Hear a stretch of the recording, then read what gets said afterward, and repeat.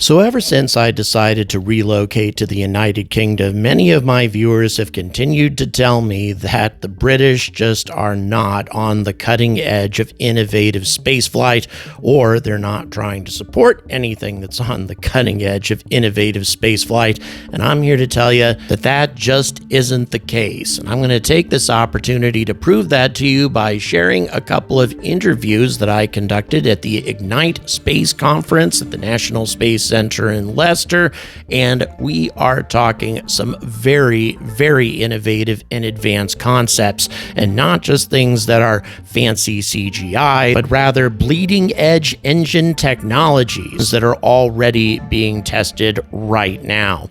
We're talking lunar space planes. I know how crazy that sounds, but space planes that are designed to transport human beings to lunar orbit, or even to the surface of the moon, and also an asteroid mining outfit that intends to convert carbon and water-rich asteroids into mobile refueling depots. We're going to learn about all of these new technologies from these exclusive interviews from the Ignite Space Conference right now.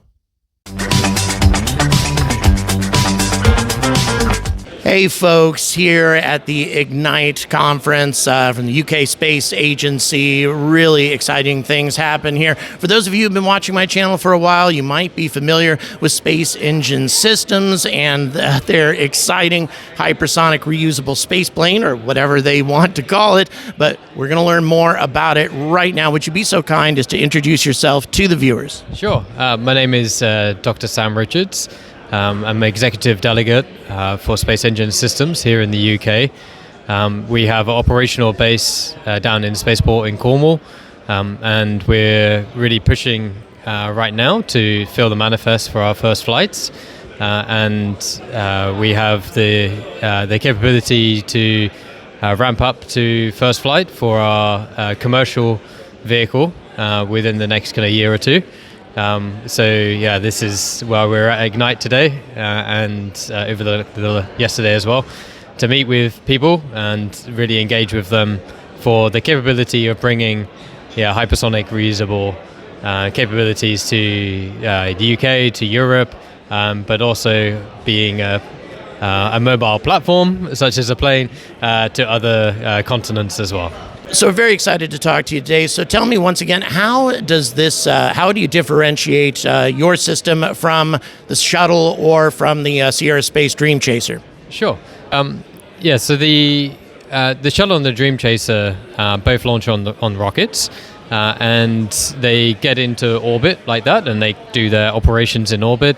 And then when they're ready, they deorbit and come back down and do the falling with style type of glide back down and come into land. So that's why they both kind of look a bit similar in terms of like the heat shielding kind of on the undersurface and so on and so forth.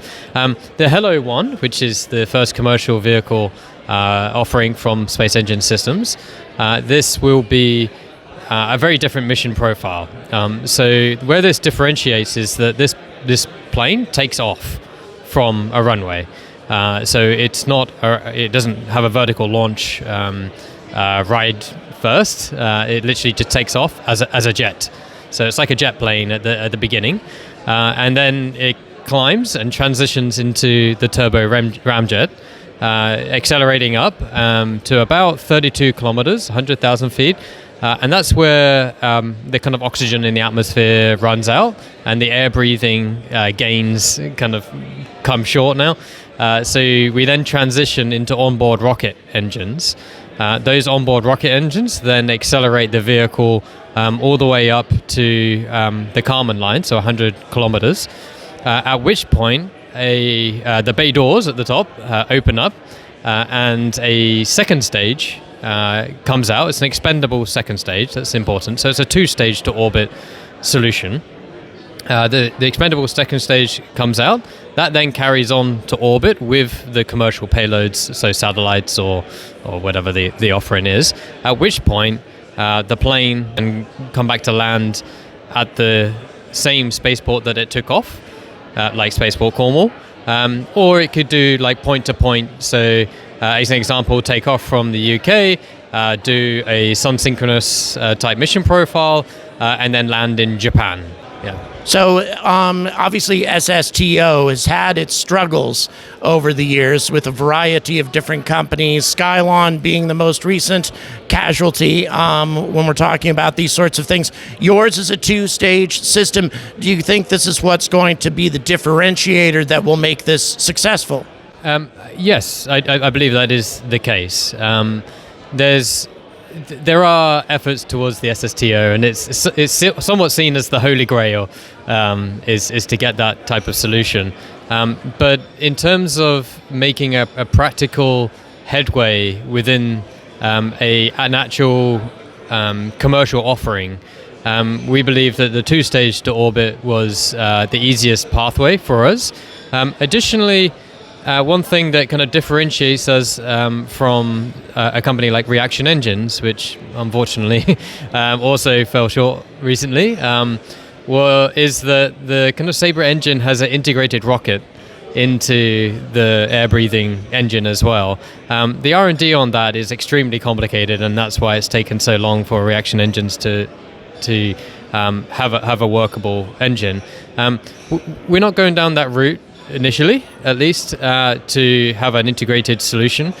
So we have two types of engines on our plane. So we have the hypersonic air breathing, and then we have separate mature TRL-9 rocket engines that are rocket engines, and we shut down the air breathing whilst we use the rockets to go all the way up to the Kármán line.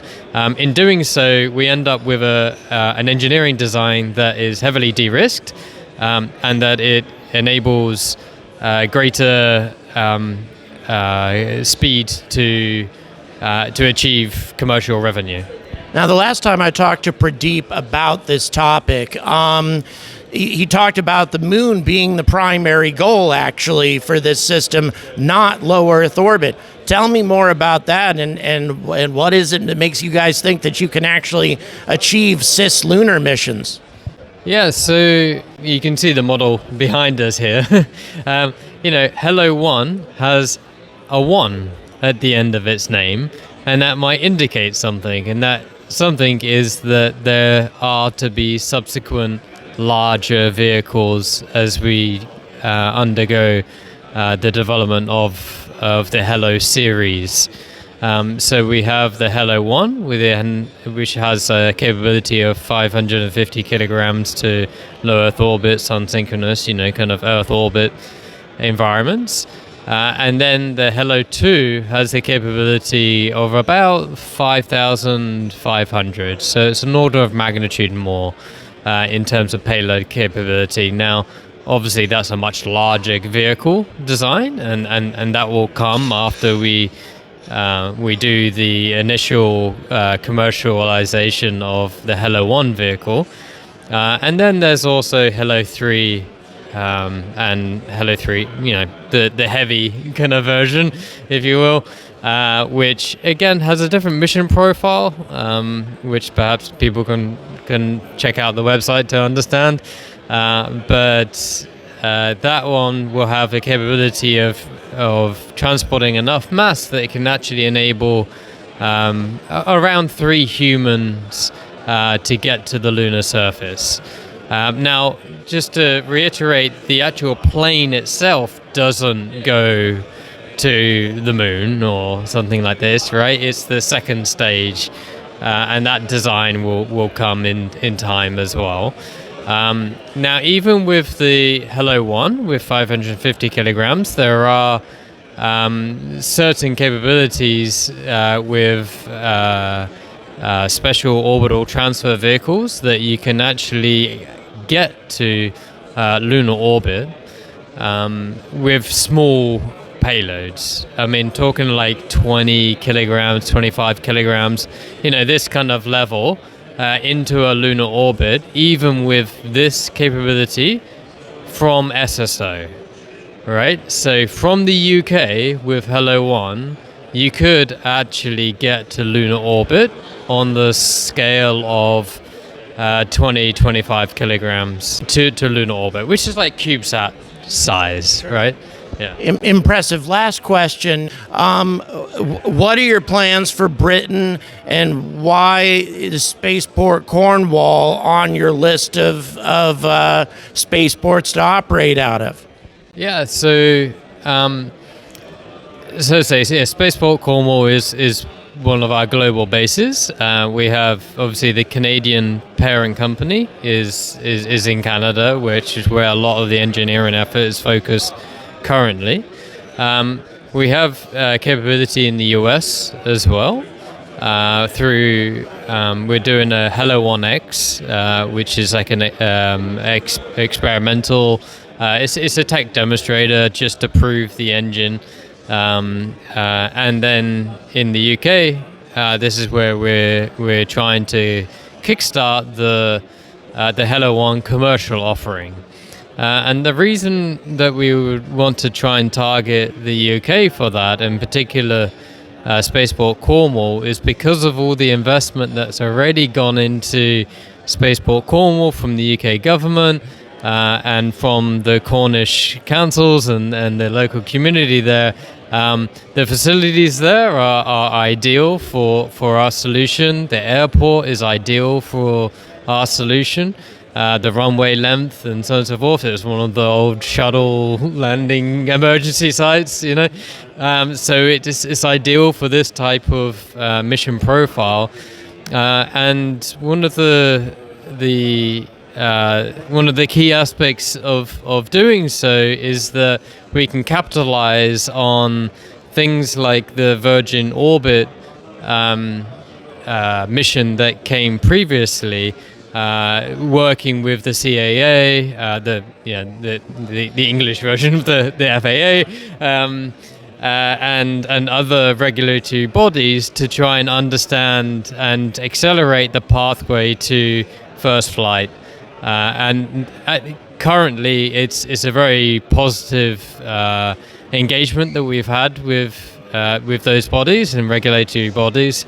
So we're really excited about what we can achieve in the next year or two. Thanks again for your time. Really appreciate it. Very excited about this innovative spaceflight solution.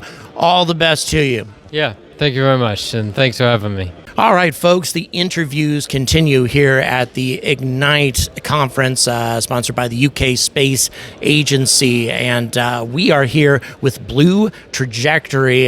Sir, would you be so kind as to introduce yourself to the viewers? Thank you. I'm Ahmed Usman, and I'm based in actually Abu Dhabi, but my company is in UK.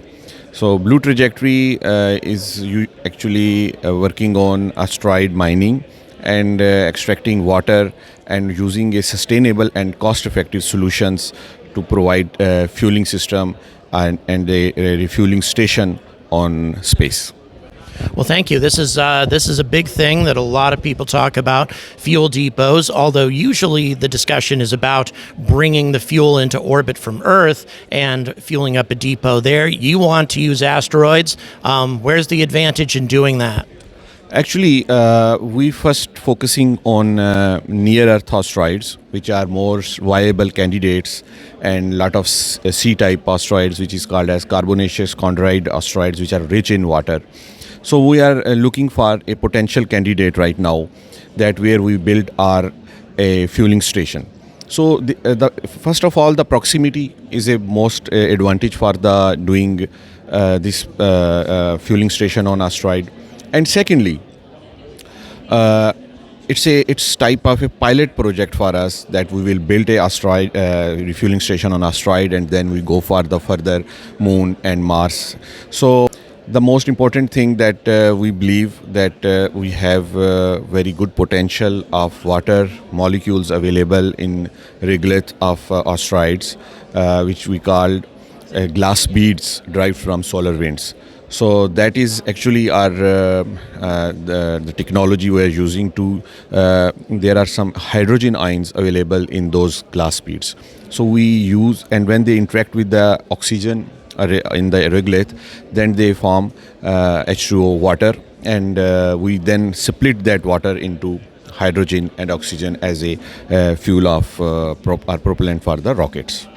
So, in terms of, I mean, that sounds very exciting. And in terms of getting to the asteroids, in terms of mining and exploiting it, I mean, all that sounds rather complicated. It would need, I would assume, a pretty large rocket to deploy something big enough to exploit a meaningful amount of these resources. Can you tell me a little bit about your infrastructure as to how you intend to carry that out? Yeah, mostly basic elements definitely we will carry, but mostly we will do 3D printing process there, and we will build everything from the regolith available and the material available on the asteroids. And but yes, the few things that are essential that are needs to carry to the asteroids actually.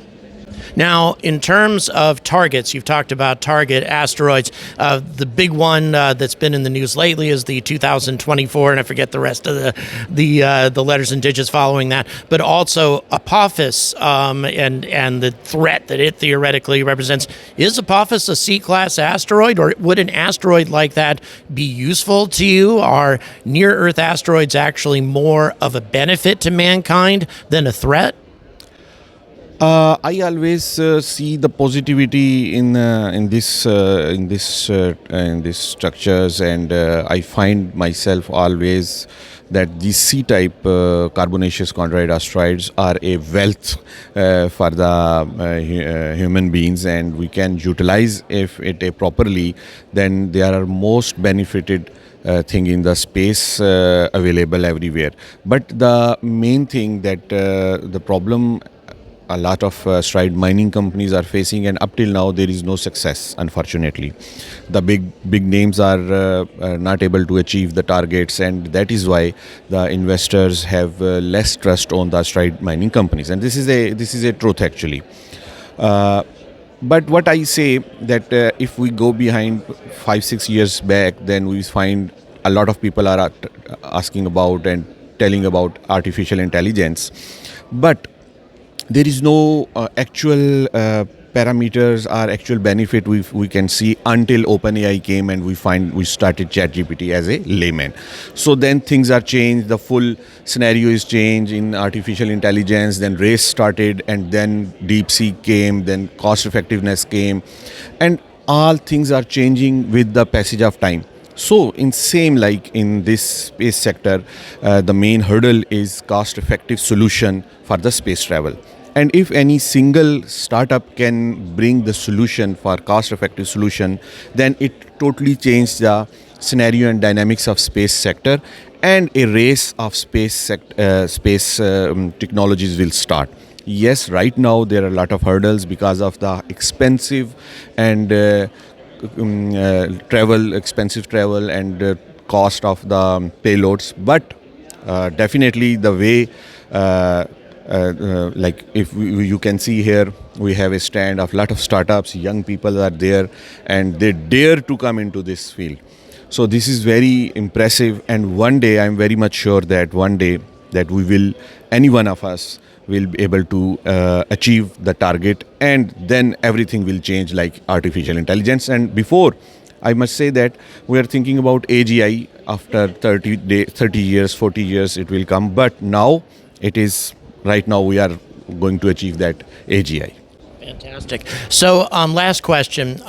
You're talking about splitting hydrogen, oxygen, etc. So, I'm assuming that your solution is for use in hydrolox engines. It's a two-part question. Number one, you could also theoretically use the Sabatier method to create methalox. Are you looking at that? And number two, do you think that companies that have decided to go with hydrolox engines for their upper stages like Blue Origin, is that going to be easier to manufacture than Starship and its methalox, or do you think it's about the same?